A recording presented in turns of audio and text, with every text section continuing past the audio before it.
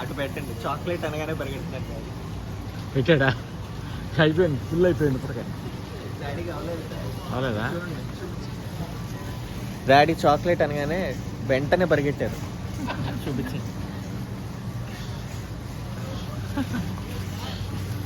ఇంకా పెట్టలేదు. అది అట్లా ఇంకా రెడీ చేస్తున్నారు. మళ్ళీ అక్కడే ఉన్నాయి, అది కూడా తీసుకుంటారు.